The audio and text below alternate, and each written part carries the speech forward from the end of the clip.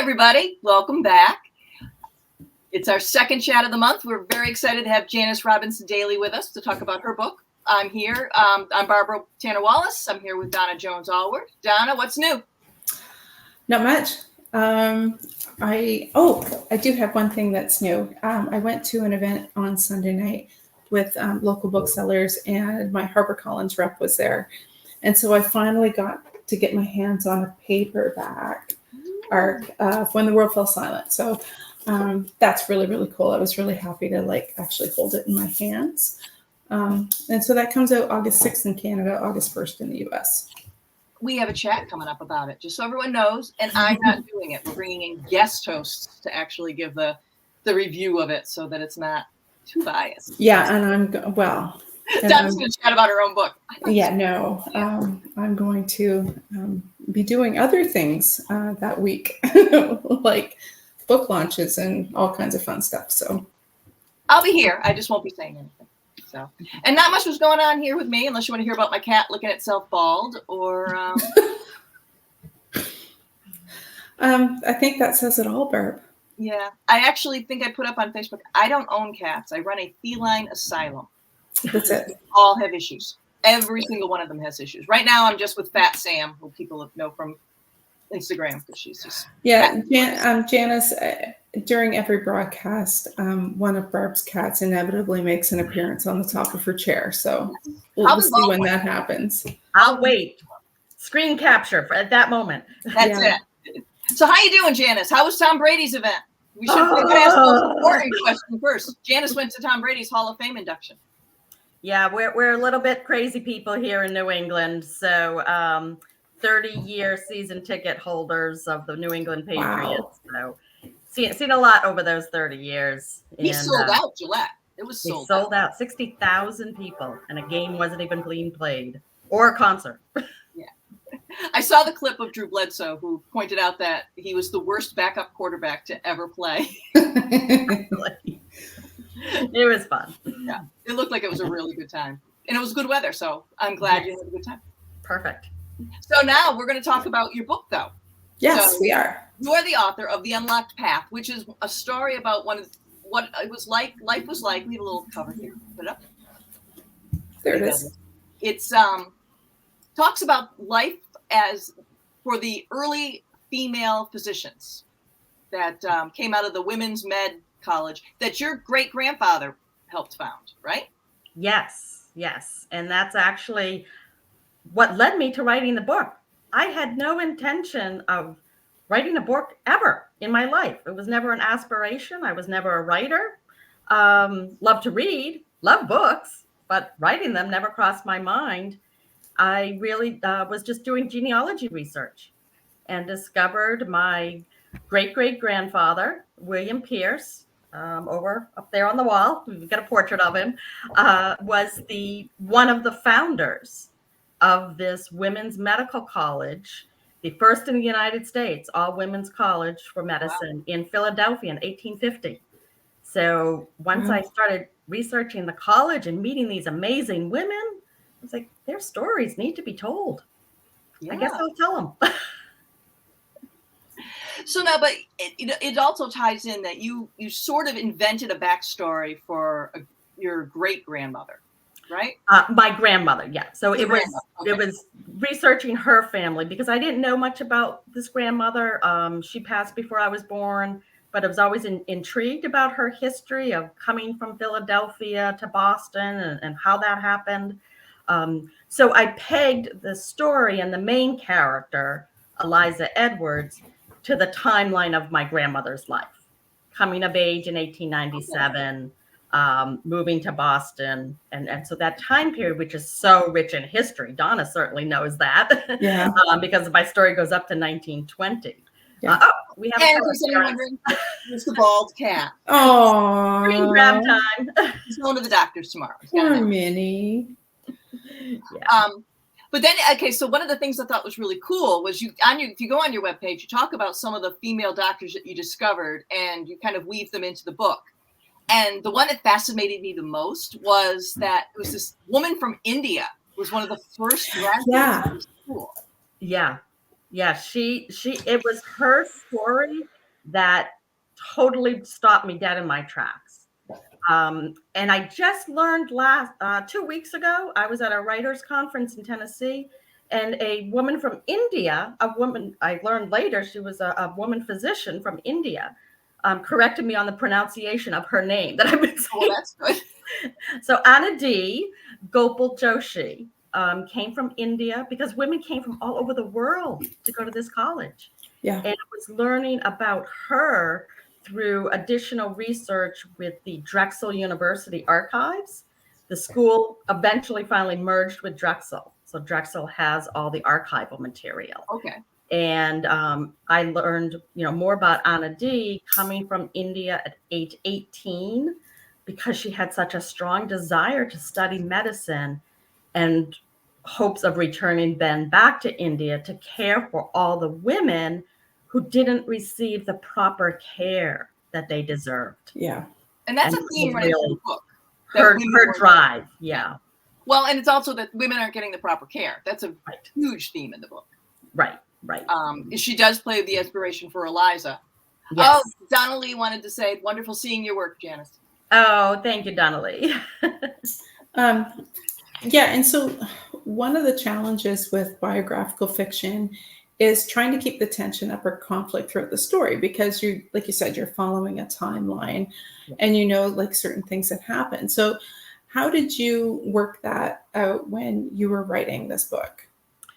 Well, certainly the historical events of the time created conflict and tension. Right. Yeah. When you throw in a pandemic like the Spanish flu or the sinking of the Titanic or the outbreak of World War I or the struggle of women with the suffrage movement, those were all historical events happening that I could tap into. But beyond that, it was truly the women's health issues that were so prevalent then and today that continue. Yeah. They sure do. That became challenges, and that I thought many of my readers would be able to relate to some, one, or all of those. Health issues. There's a section in the beginning where Eliza's mother's going through the change, as you want to put it.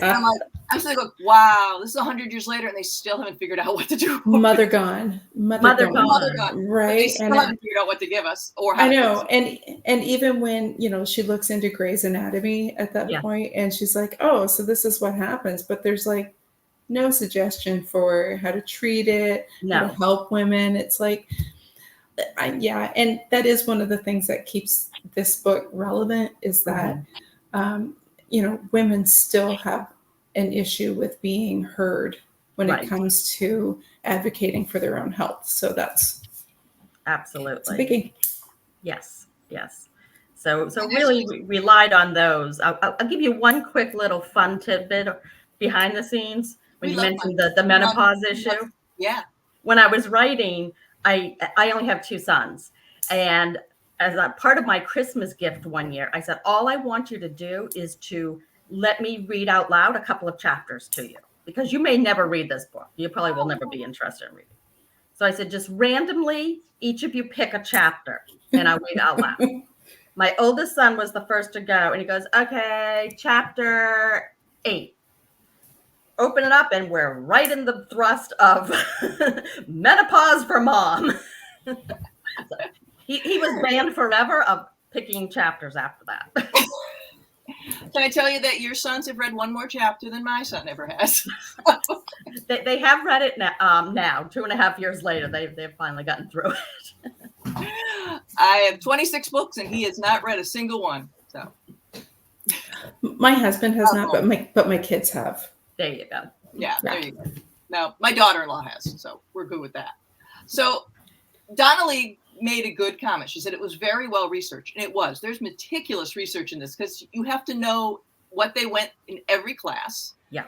And then we should point out that the medical school, the medical school part is a very small part of the book. I mean, this is Eliza's life for 20-something years. And you do the influenza, illegal abortions, the war. There was a few other things that I was like, there's a lot of research. So how long did it take you? Oh, excuse me again. Particular issues that were very, very challenging when trying to pull all this together. Yeah, so the research probably took me at the front end a good year, between just researching what it was to be a woman medical student. Even today, I thought it would still be very relevant. So I interviewed women in medical school at the time. The archives at Drexel, incredible. They gave me digital access, as well as I went there for a trip and spent an entire day in their basement office, and they pulled out files and files and files for me. I had a friend in a critique writing group read the medical scenes for me to make sure that those were accurate. And there aren't too many medical scenes that too disturbing or anything. And I was able to connect with the executive director of the American Medical Women's Association, Dr. Eliza Chin, and she read my final manuscript to make sure I was not only spot on with the medical, but the main characters and her classmates, their emotional responses to being in a scene where they were working as in a class or in a delivery room or something like that. Now, are any of the events in the book based on real events? Beyond the straight historical events, there is a scene when Eliza and her classmates are going to watch a surgery. That's the one I was going to ask you about.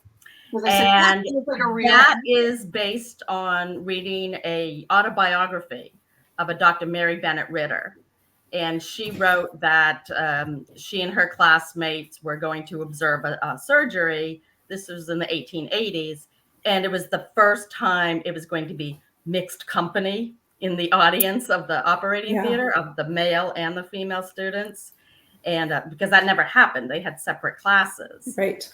And before they went in, one of the women said to the group around them, "Don't you dare faint. Nobody here can faint. So if you see someone starting to wobble or go pale as it goes, pinch them, hit them, whatever it needs. You cannot faint in front of these men."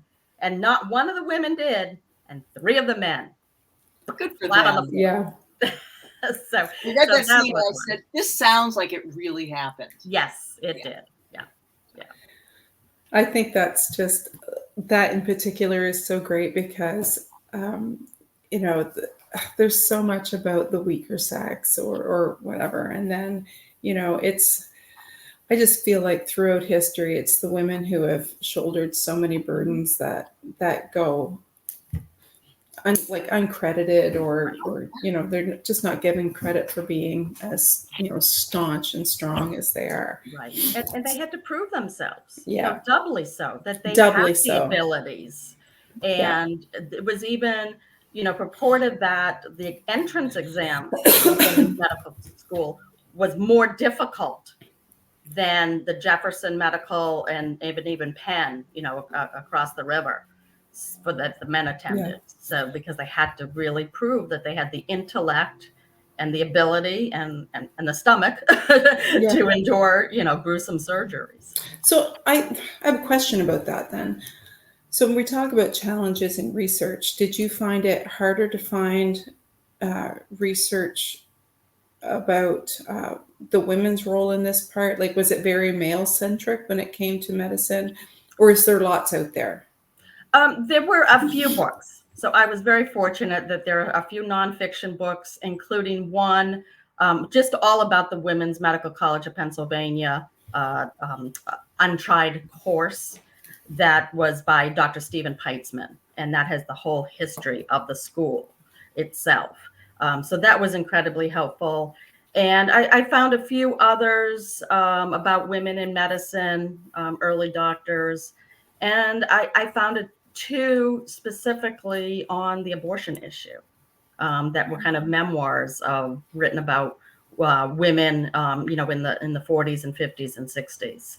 So that was helpful in developing that section of the book. Yeah. That actually was funny because I've been doing some research for a book that I'm going to work on in the future set in the 1920s. And I've been thinking a lot about the illegal abortions.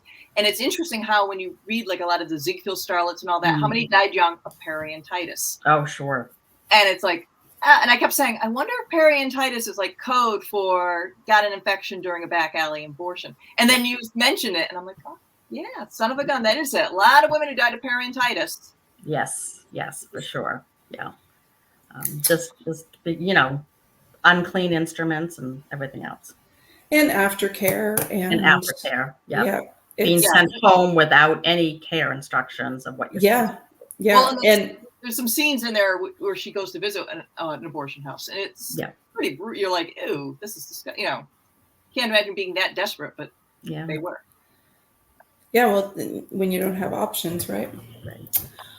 Right. So this book has a sequel that's coming out, yes? Yes. And so did you always plan on continuing Eliza's story? Well, I got my arcs too. They're just coming out. It's coming September 15th. No. So you're first-time writer, thinking I had learned everything, wrote a manuscript right around 100,000 words, and I thought I was good to go. And it was going to cover, again, the time period of my grandmother's life that I was pegging things to, of 1897 to 1957. I went to a writer's conference, and one of the agent's editors there said, kind of soft pitched the story. And she said, are you out of your mind? You can't do justice to that amount of history in 350 pages. Good You point. need to write a 900-page book. And by the way, I don't think you're Ken Follett or Diana Gabaldon. Yeah. No, you're trying to market a 900-page author. book as an unpublished author, and they're just going to be staring at you. Yeah. And no one's going to pay what it would cost to buy a 900-page book from an unknown author. Yep. Yeah. So best advice I ever received was find a logical stopping point and set your readers up for a sequel. So that's why we left Eliza in 1920 as she's really just embarking on her career. And then we pick her back up in the path beneath her feet in 1936 and take her to 1947. So again, a lot of rich historical events happening. Sure is. More mature protagonist. Yeah. Which was, kind of different to now work with a main character closer to my age, so I could a little bit more easily relate, and the mother to two grown sons and things like that. Now, does that mean you're also going to kind of resolve some of the, there's some romantic subplots in there that need resolving? Yes. So yes, those will be resolved by the end of the sequel. If anybody has read The Unlocked Path, the biggest question I get from book clubs all the time, even though I'm like, my intent was women's historical fiction, writing about strong women, and everyone always asks, what happens with Patrick? Yeah. That's exactly what I was thinking. Is Patrick coming back in the sequel? I'm like, well, you'll have to find out. If he does back, he's got to come back on his hands and knees. Yeah. Right. All right. So do you want to ask this one, Barb, or do you want me to? Go ahead. All right. Jen. So one of the things that we love to do here when we have an author on is sort of pull back the curtain so we can get a glimpse of like what your day is like and what your routine's like. So what does a typical writing day look like for Janis Robinson Daly? Well, there is no typical. Relatable. So relatable. Because I still work full time. So I'm on my lunch hour in case my boss happened to find this link and is watching. I'm on my lunch hour. So, but a normal day, if you could define it, would be morning is working on some marketing activities that we all know take up a lot of time. So try to post things, respond to posts, queue up a few things, think of new ideas. And then after work hours, weekends is research and writing time. But I'm, because I'm not what I would consider a classically trained writer or anything, I don't have an MFA in creative writing or anything. It takes me a long time to write. And I can't sit down and just bang out chapters at a time. I'm a good writing sprint is maybe 2,000 words, which Beats is me. what, like half a chapter, not even. And then the nights that I am writing, the next morning I'll review what I wrote the night before after I've kind of slept on it and then see. Yeah, I do that too. Some immediate editing. Yeah. Are you a pantser or a plotter? A little of both. Writing, again, historical fiction, at least I have the timeline as a plotter that I know I can follow and anchor to those spots. Right. Yeah. But otherwise, a lot is just, where did that character come from that just popped onto the page? Yeah. Okay, now we got to weave her in so it makes sense. Yeah. By the way, 2,000 words is a heck of a good sprint. Well, it doesn't happen often. It's usually like 500 or 1,000. That's my day. Yeah. Yeah. I agree with you. Like, there is no set schedule for me right now, which is actually driving me a little crazy because I'm a creature of habit. But I find with historical fiction, if I can get 1,000 to 1,500 words a day, I'm really happy with that. So I do write slower in hisfic than I used to before. Yeah. And I used to write slow in romance anyways. Yeah. A good day for me to be able 700 words. Yeah. Yeah. And that's where I guess I am a plotter, because I keep an Excel file of like how many words a day I do. And when I'm start to get pushed up against a deadline assigned, then I really am mapping out, okay, I have to get this many words done a day, or at least by the end of the week have averaged out to what the weekly goal is. Oh, yeah. See, I go with the head in the sand method, where I don't pay attention until I absolutely have to pay attention. So forward motion. I just look for forward motion. Right. Now, if you visit me at the end of August, when the book is closer to due, I might actually be paying attention to my word count at that point. But, that's me in September and October, because I have, I think, till the end of October for mine. So, right. So what are you currently reading? That's another thing we like to ask our guests. So beyond the 3 book clubs that I'm in, again, crazy person, which is more assigned reading, I work on, even starting now, for the last 2 years, and next year I'll be back again with my 31 titles to read for Women's History Month in March. Nice. Oh, wow. So that means I've already started now to read books to see if they make the cut or not. So I've gotten it done with a couple. Right now on the list, I'm reading or listening to, counts as reading in my book. It does. Tidewater by Libby Grant, which is about Pocahontas. Oh, yeah, we've read some of Libby's. Her stuff is real. We read her Olivia Hawker book. Yes. Libby Hawker. Libby Hawker. No, Olivia Hawker, Libby Grant. Libby Grant. Exactly. Yeah, she's but yeah, she's excellent. So same person, excellent writer. Yes. Yes.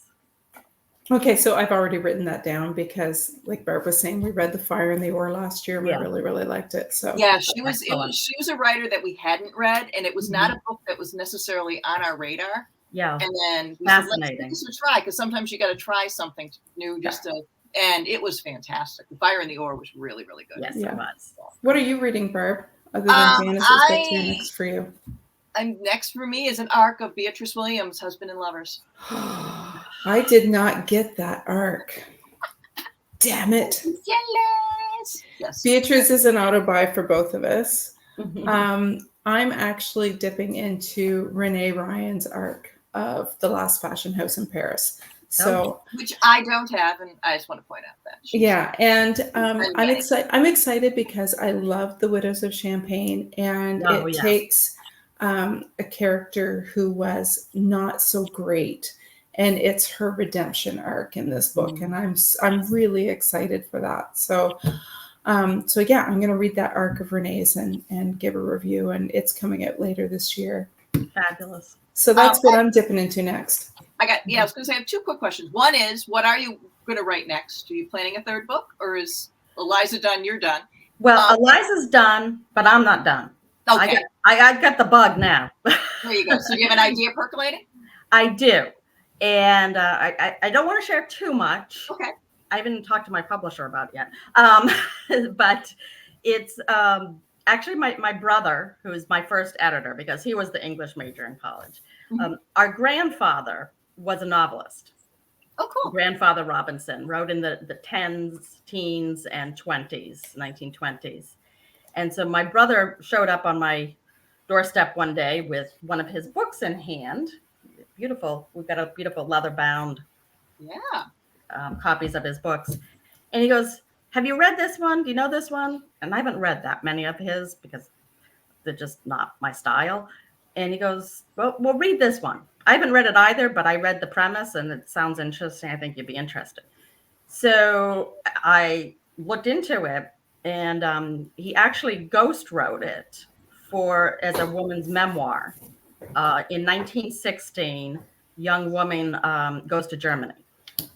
Wow. During World War I. So I don't want to give away too much, but my thought is to do a rewriting in historical fiction genre of this woman's story, and contemporize it, for today's readers, because my grandfather, Eliza Robinson, wrote very dense, heavy prose. As they did back then. Yeah, which is typical from the time period, but not so much for today's readers. Yeah. And my other quick question is, are you in the book Feisty Deeds, which is the women's fiction anthology? Unfortunately, I am not. The timeline, it was right when I was finishing and editing and getting my manuscript to Black Rose for my sequel. And I just knew I couldn't commit my time to coming up with something new and fresh. But it's a great book. I have it. I have a copy of it, and look forward to reading it. And many of my friends, in the Women's Fiction Writers Association, I'm friendly with many of them, so I look forward to reading. I'm going to give it a shout out because it actually is a very interesting book in that it's 27 or 28 short stories. Yeah. And they're all over the place, but they're all about women who changed history or wrote their own path. And all the money goes to scholarship fund for underprivileged writers. I love. I love that. So I love that.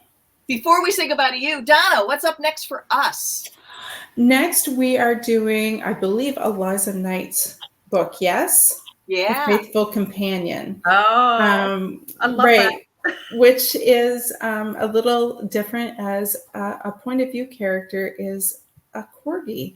So I'm really excited to see how she did this. I think it's going to be both adorable and heartwarming, and probably a little surprising. I like Eliza's writing a lot, so that is our next book chat. No, that's it. No, and we're doing something different later. We're gonna do an update on our book challenge. Right. So in July, instead of doing a featured author interview, Barb and I are each going to grab a book from our book challenge that we set up this year, and we're going to pick different books and then come back and talk about it at the end of July as sort of a summer feature. Fun. And we'll post the dates and everything in the Facebook group, and we will, and we will make sure that the buy links go up for both the Unlocked Path and her. I wrote it out and I still can't remember it. Dear. Path Beneath Her Feet. The Path Beneath Her Feet. We'll put the pre-order link up for that, Janis. Thank you. Yes, it is up. And we will share both of those and all your socials. So the book is called The Unlocked Path. There's a sequel coming out in September, so buy this one, and then you'll be up to date in time to find out what happens to Patrick. Exactly. An important question, let me tell you. Thanks a lot for coming on, Janis. Thank you so much. Pleasure to chat with you, ladies. Okay, right. And I'm going to let you go because it sounds like we're getting a storm warning in our area. Oh, no. Well, be safe, and I will see everybody next time. All right. Thank you all. Take care. Bye-bye.